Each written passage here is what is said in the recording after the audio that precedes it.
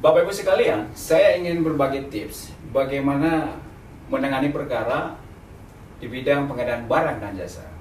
Kita tahu secara normatif bahwa pengadaan barang dan jasa ini harus diselenggarakan secara efisien, efektif, dan transparan, akuntabel, dan tidak boleh ada aspek-aspek diskriminasi. Nah, di dalam penyelenggaraan pengadaan barang dan jasa, biasanya melibatkan pejabat-pejabat seperti LKPP, pengguna anggaran, pejabat pembuat komitmen, penyedia barang dan jasa, dan kontraktor.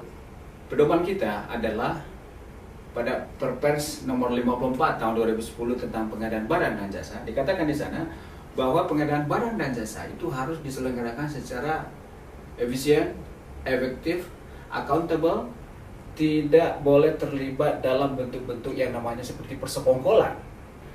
Kemudian di dalam proses penyelenggaraan pengadaan barang dan jasa, semua elemen-elemen masyarakat ini harus sedemikian rupa menyelenggarakan proses ini secara transparan dan accountable. Ketika terjadi misalnya persekongkolan, sudah pasti walaupun Anda dinyatakan sebagai pemenang dari sebuah tender misalnya, Anda bisa diperkarakan di pengadilan bahwa tender Anda bermasalah sehingga Anda sebagai pemenang akhirnya dibatalkan. Nah, kemudian yang kedua, Anda juga bisa di blacklist oleh LKPP.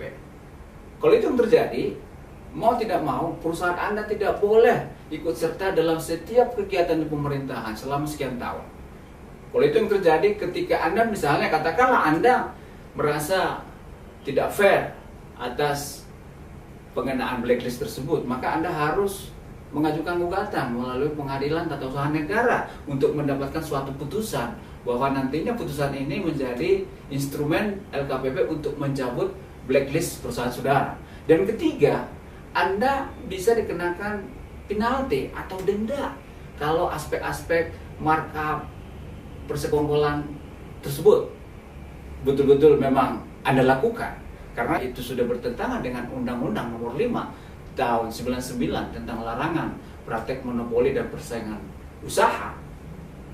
Jadi oleh karena itu penting, kami kira Anda harus profesional, harus betul-betul hindari aspek-aspek yang sifatnya kolusi dan nepotisme. Tentu kita berharap penyelenggara negara juga tidak boleh menyalahgunakan wewenangnya atau otoritasnya untuk memenangkan orang-orang tertentu. Karena kalau itu yang terjadi, maka berpotensi selain Anda tendernya bisa dibatalkan selaku pemenang, Anda juga bisa di blacklist dan juga Anda bisa dikenakan sanksi yang sangat besar.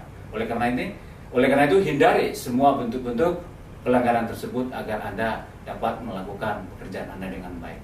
Silakan Anda berkonsultasi dengan bagian hukum atau mungkin bisa menghubungi kami. Barangkali itu yang bisa kami sampaikan. Semoga bermanfaat. Terima kasih.